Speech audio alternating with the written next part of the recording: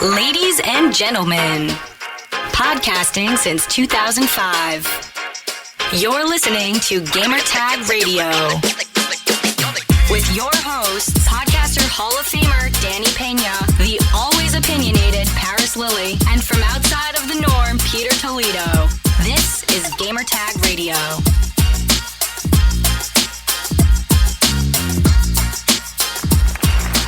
All right, thanks everyone for joining another episode of Gamertag Radio. I think I don't even know what episode it is, so I'm going to let Danny do that on his own and add all of that information into the show.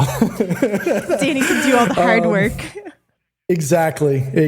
Not my job to do all of that stuff here. Anyways, if you want more information, head on over to gamertagradio.com. Check out all of our past shows, including this one. You can also check out our Twitch page. Just finished doing a really fun playthrough of the game Bright Memory, which is coming soon to Xbox Game Pass. It's already out on PC, but the one coming out to Xbox Series X is going to be Bright Memory Infinite, which is this. It's an episodic first-person action-adventure hack and slash. Like it's like all the best genres mixed into one. Anyways. For more information on Gamertag Radio, Danny's going to play a quick audio clip for it. Send us your feedback or questions. Give us a call at 786-273-7GTR. Email us at fanmail@gamertagradio.com or leave a message on speakpipe.com/gamertagradio.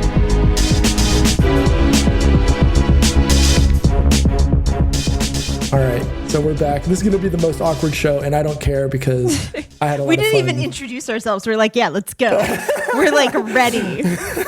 Well, we already know who we are, right? Well, anyways, this is Peter. I'm sure you guys know. But on the other side of the mic is my good friend, Mandy. How are you? What's up? I was very entertained. So for those of you who are listening to this on the podcast, Pete got up and live streamed him playing through the game. I played it last night and it was very entertaining to watch him like hit all the places that I had difficulty. Like we both struggled in some of the exact same places. And Absolutely. I also died 6 times. Yes. All right. So I'm on average. I'm on brand. All right. So I don't know. Do you want to start it off, or I can kick it off as well? Yeah. So I'm gonna add a little bit on to kind of what you introed with, in the sense that Bright Memory Infinite is on everybody's radar now because it appeared during the Inside Xbox earlier this week, and it was a surprise to a lot of people. It's made by FYQD Studios, which is, I believe, one guy. And it's actually really funny because I saw it was like, I feel like I know what this is, because I had bought Bright Memory, which is the kind of episodic single episode that's available right now on Steam, weeks ago, with the intent to play it. So I was like, wait a second, this seems familiar. So it's shown off. It'll be on Xbox Series X. I'm going to cheat a little because I went over and was digging around on the Xbox website. So it will have all of the things that Microsoft's been kind of touting: faster load times, ray tracing, optimized for the Series X, smart delivery. They actually, at least from what I've seen, nowhere does it confirm Game Pass, but I wouldn't be surprised if it does appear on that. And it does, take it with a grain of salt. It is listed on Xbox's website as a 2021 title. Correct. Right. So in just going through some more information on Bright Memory and FYQD, as we saw in the gameplay earlier, the name of the studios actually was brought up or created by the developers. A single guy he's from China. His name is, and I'm going to butcher the name, but I'm going to do my best to try and say it anyways, Zhen Chenpeng, using the Unreal Engine 4. And he first previewed the game back in 2017, and then he got money from Epic Games' dev grants for using the Unreal Engine, so that's pretty cool. An early version of this game actually did come out last year, and it actually supports Oculus. So if you have Oculus Rift and you've got VR goggles and you want to check it out, in that way you can. Anyways, so yeah, this game is going to be coming out. I'm doing more digging. I know I talked about it on stream earlier, but yes, it will be coming out for PlayStation 4 as well. Hey, again, it's episodic, so this isn't, we're just going to see this part and then hopefully, as the months go on and the game comes out into actual launch, we'll start seeing, more content coming out. I am curious, though, how much content we're going to get up front. And for those that purchased it up front already on Steam, I mean, I picked it up for $10 right after the Xbox Series, the Xbox Live event a couple days ago. But apparently it was on sale for like $5 back in March. And I'm kicking myself for not having picked it up back then. Did you even know about it back then? No, like it just like I had heard about it, but I was like, I didn't see much like to get my interest because I saw it on like, coming soon or whatever, like, this is, like on sale, whatever. The panels for, on Steam. As it flips through. And sometimes you see one that catches your eye, and I saw it and I like, okay, I'll put it on the wish list. But like, I never did anything about it. And then when I saw the actual gameplay on the Xbox Live event the other night, and I was like, oh, okay. All right, on the Inside Xbox is the event. I keep forgetting that name. But when I saw the event, I was like, okay. I hovered over to the Steam page. I was like, buy. So I'm glad I did. And if you did pick it up, you'll automatically get folded into Infinite when it releases into general release. Yeah, so definitely one of my questions is similar to you. If it'll be like, is it all of like the Telltale games where like they were releasing each episode at a cadence versus like just give me everything up front? I don't mind that it's told in an episodic format, but I want to be able to like play all of it in one go because I'm super curious about this world now. Well, like it's similar to that vein. Are you open to waiting, like let's say every week for new content to come out? Like this week comes out, then you have a new thing, and then a week or two comes out, or a week or two later, then another episode comes out? Or would you rather have it drop on you like Netflix? I mean, if it's only going to be a couple weeks apart, I think I would be okay with it. And my concern is with how often games are coming out and how many there are, that if you have like 3 months between episodes dropping, like it falls off your radar if there's too big of a gap. So if it's like every other week, that would feel close enough where you still are engaged. But if it starts going longer than that, I feel like you're going to run into the trouble of like just the completion rate. The number of people that will come back is probably going to be much lower because if it's too long, they've moved on to something else. Right. That makes sense, right? Especially people like you and I who have a tendency to not finish games. Guilty as charged. We have so many like just started games or like halfway complete games. Oh, I'm the world record holder. I'm pretty sure of that, right? But I'm sure, like you said, the completion rate of games that are dropped episodic as opposed to one big, just a big, block of DLC is probably going to be much higher if they go with the Netflix version as opposed to, week 1, you get this, week 2, you get that, because new games come out, things happen. I mean, hell, we're all living in the middle of a pandemic, so who knows? That could change things. Spans are even shorter, like I think. Absolutely. That's the worst. All right. So we've gone over the beginning, the intro of what the game is. There are some things in there that I felt could have been better. The grapple, absolutely. So as I noticed, when running, you can't run and grapple at the same time. And it almost seems like that mechanic is, I don't want to say broken. Maybe it wasn't thought through, or maybe it was just a little too difficult to develop for. And I'm curious if that's something that we'll see, in the full game. Yeah, it's not even just that like you can't run, but if you had it pretty down by the time you got to the later part of your playthrough. But one of the things I ran into is that there's a very specific like window when you can let go, like jump off the grapple at the end of the arc. So you can't just disengage at any time. And that was like frustrating to me, where I'm just like, let me go, and like waiting for it to like pop up on screen, like, oh, press space. Right. It was also interesting because it wasn't. I guess I'm used to some of the other games that have been using, or that I've played relatively recently with grappling, like the Tomb Raider games, because I feel like a lot of times you had to be like looking at a very specific angle at the place where you needed to grapple to be able to actually like engage it. Like it wouldn't just grapple on its own. It had to show the key at the space and you had to hit it at the right time. So just that probably ties into the whole not being able to like run and jump and grapple at the same time. But yeah, it was definitely, I think of all of the controls, the grapple was the most frustrating for me while I was playing. And I also noticed it would tell you grapple and you would press the Q and it wouldn't do the grapple animation. It would do the double jump animation or like the lunge animation. So it was like, maybe, and again, one developer, maybe not going through a lot of QA as most other titles would go through.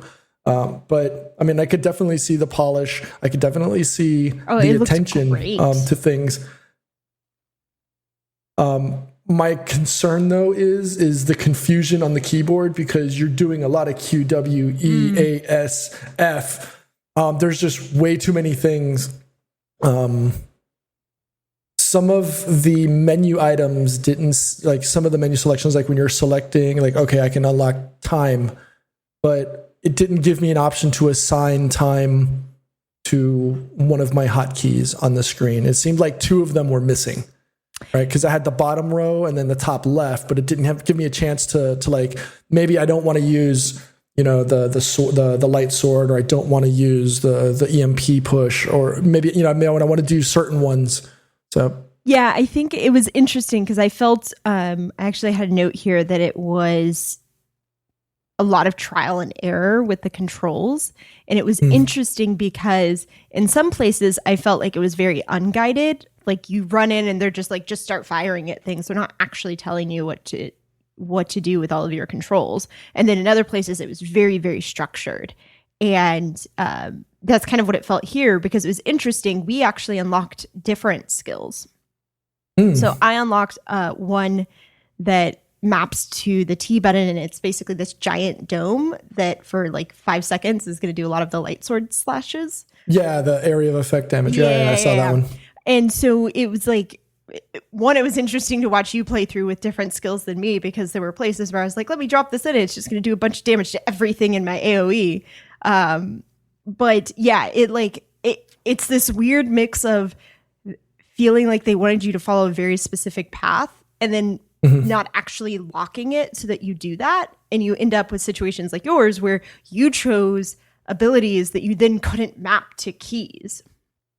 And it definitely, like I was thinking about it when it was starting as I was getting used to the controls, that like, would this actually play better on a controller, or can the keyboard? I definitely thought that. Yeah. And it's funny. Did you use the dodge at all? By accident, mostly. Yeah. 90% of the time I use the dodge by accident. But if I'd have had a better way to map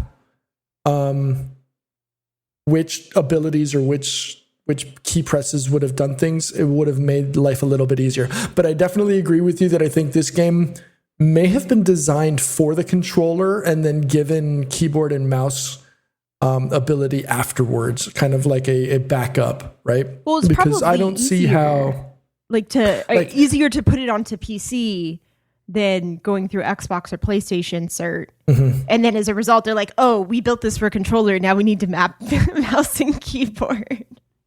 Right. Well, I mean, it was released, so 2019 for Microsoft Windows. So I can definitely see how, and, you know, obviously playing on Xbox or playing on PC, there is some form of, some form of controller support. But again, I wish they would have given us the opportunity to like, all right, the dash, let me double tap S. Yeah. So it's interesting because I definitely feel like on one side, there were so many places where this was polished and it obviously like looks good, and, you know, difficulties with some of the controls, it like felt good to play. Like the bulk of the experience was relatively smooth. But then I'm like, was this intended to just be a demo? Like, it's just the way it's structured was very interesting. It's like you got this bite-sized piece of the game experience. And, you know, would you say the average is like 40 minutes to complete it? Yeah. And it's just like such a weird dichotomy between, you know, us giving it a try and being like, oh, this is so neat. And then the flip side of just how some of it was set up, like the controls, the tutorial, not tutorial, like kind of directional. Was that a tutorial? I don't know. Like sometimes they're giving you like do this and other times they're not. And I was like quite confused on it. But yeah, so I don't know. I mean, it's one of those where it's like, but all of it said, you know, all of our difficulties aside, I think it with the controls, like overall, like I liked it. I liked their POV for her. I definitely enjoyed, like, now I'm super curious about this world and the characters and the story. Like, dude, what's going to happen? Who's this other guy? Where's Wake? Like, what's the backstory here? And I felt like using this as your intro to Bright Memory felt like a really good hook to make me interested in more. Besides the fact that, like, overall, I enjoyed playing it. You're listening to Gamertag Radio.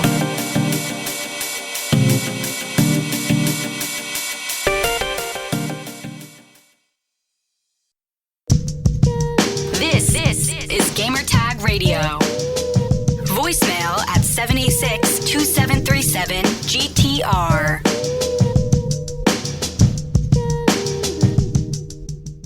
I think the last line for me that she spoke confused me. Is Wake okay? Wait, this guy's trying to kill you, but is Wake okay? Not the same guy. So, exactly. So there's something between them. So that's obviously has more to do with the pending storyline.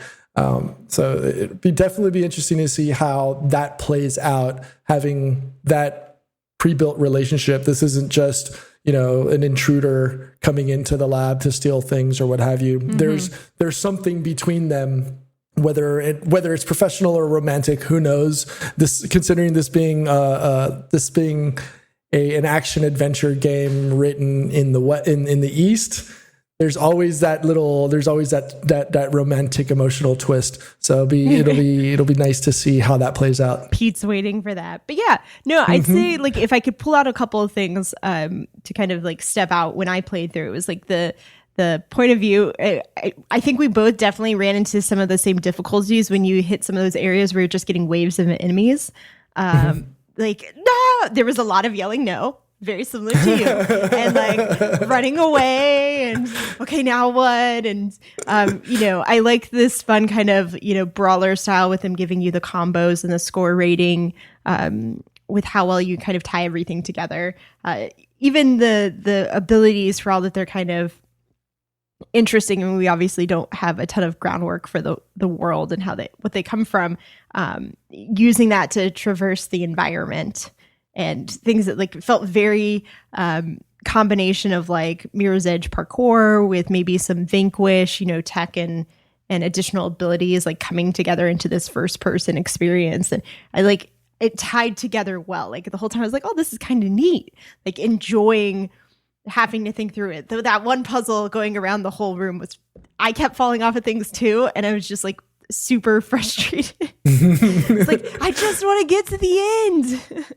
Do you think that maybe the lack of a tutorial or maybe a hint system in parts like that would be helpful in the future? Or do you think it's better to just let the player stumble and fight his or herself through that?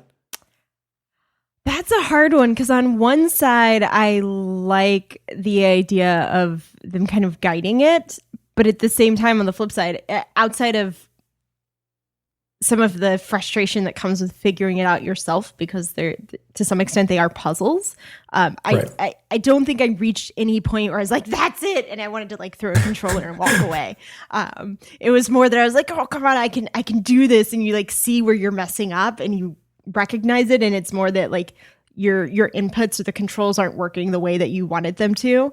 Like watching you get stuck at that spot where I'm like, there's an indicator in the corner, there's a grapple here, and just being like, it's so small that getting that to like register while you're very focused and trying to like progress is super hard. And I had that a few times where I'm like, there should be a grapple here, there was no grapple, and like, oh, I need to double jump and like things like that where. So I don't know. I don't have a good answer for that, because I didn't hate it. I think I finished it in like 33 or 34 minutes. So like I was able to do it, and I didn't reach like the frustration point of playing like a Dark Souls game. Did you anticipate the creatures coming back to life? No, like they did? The resurrection, especially that big guy at the end, was the worst. Yes. Like he came back to life, and the whole time, like this is the same place you were at before. For those of you who watched the playthrough, which you can go back, it'll be up on the GTR page of Pete. You end up like doing this loop and ending and back at a place that you were at the beginning, but with a different enemy. And so the whole time I'm going like, wait, these things shot fire before. I was waiting for that to happen. And then of course they start as soon as he like resurrects himself. And the whole time I'm like, no. What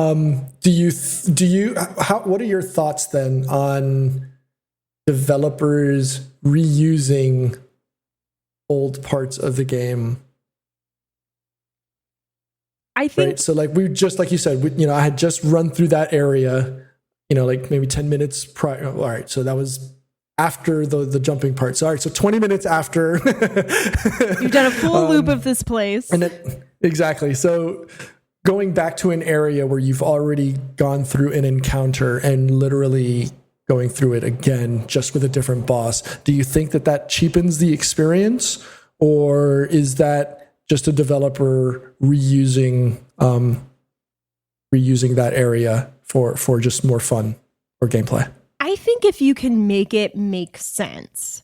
So in this case, it's a bit comedic because you've been foiled trying to get out of this place like 5 times.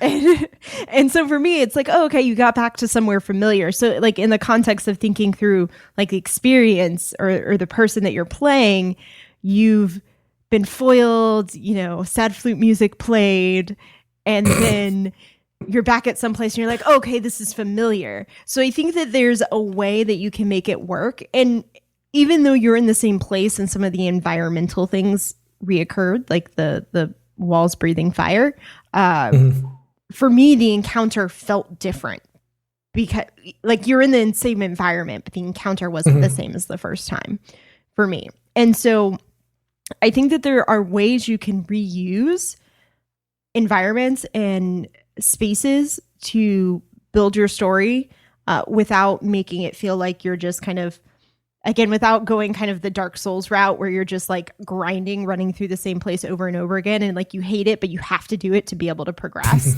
That's a bit different than kind of the story leading you back to someplace you were before. And in this case, it ended with an alternative path.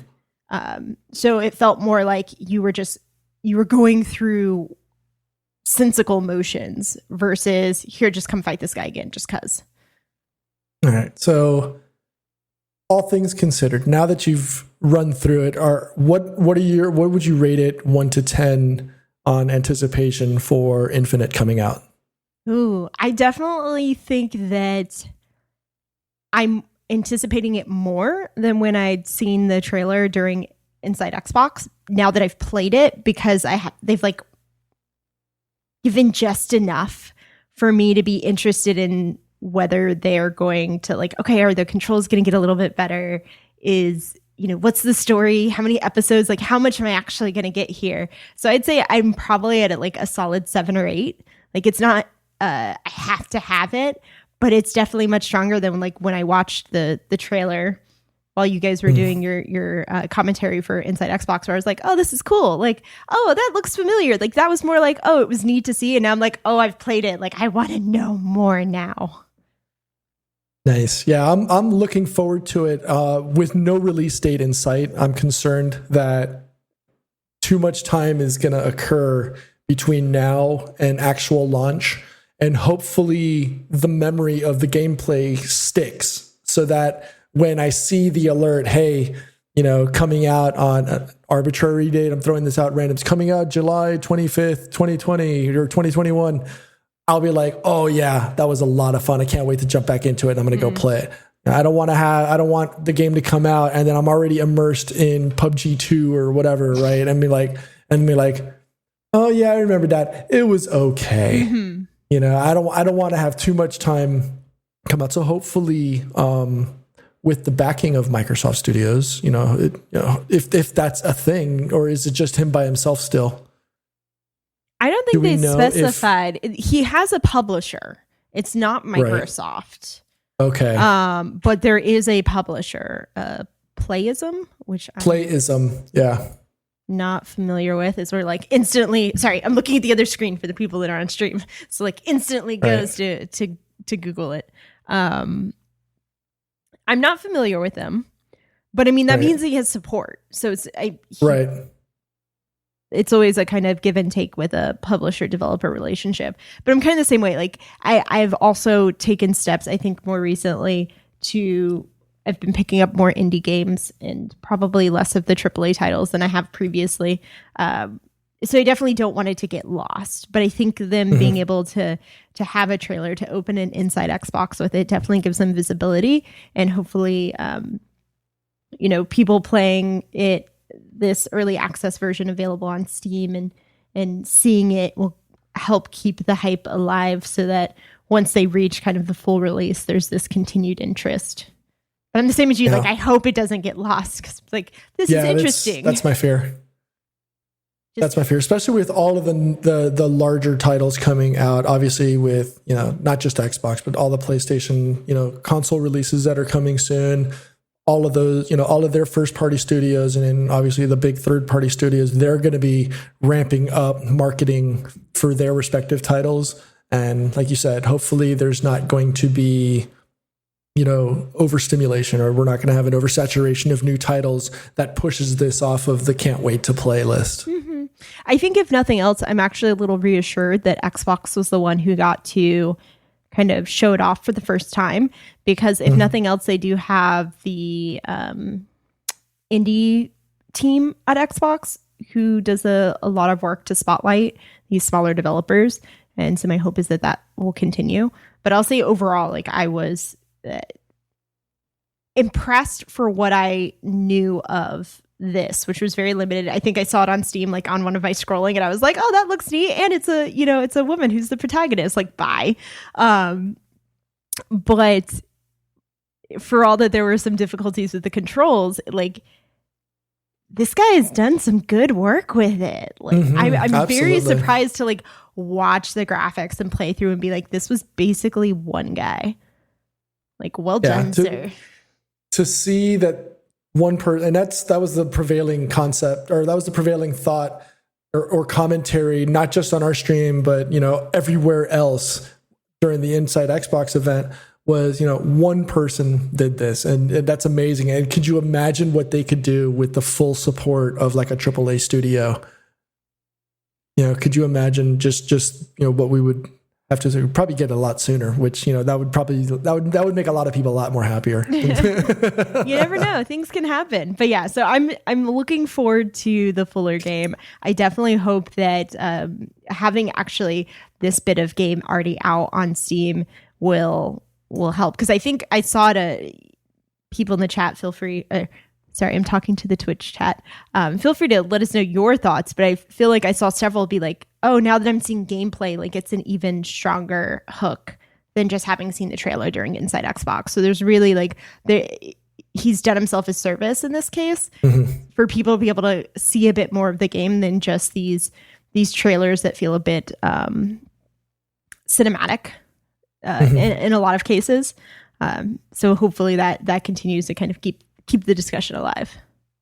I will say, and to try to like tie in this with Infinite, there were scenes from Bright Memory Infinite that came to mind while I was in game. Like, so going through the jumping puzzle, which we're gonna talk about jumping puzzles later, but I mean, like Paris and Khalif from Spawn on Me, they're notoriously poor at those skills. So yeah, I'm throwing shade in the middle of the stream.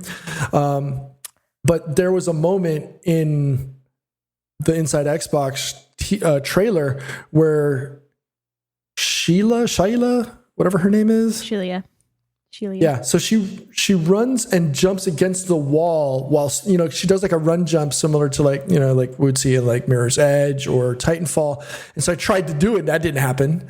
So I'm curious if that's something that they're going to implement when Infinite comes out as like an update to, because what we saw on the trailer in comparison to what we played they're almost night and day. And maybe that's that Series X polish or that trailer polish, because we didn't see any of the HUD.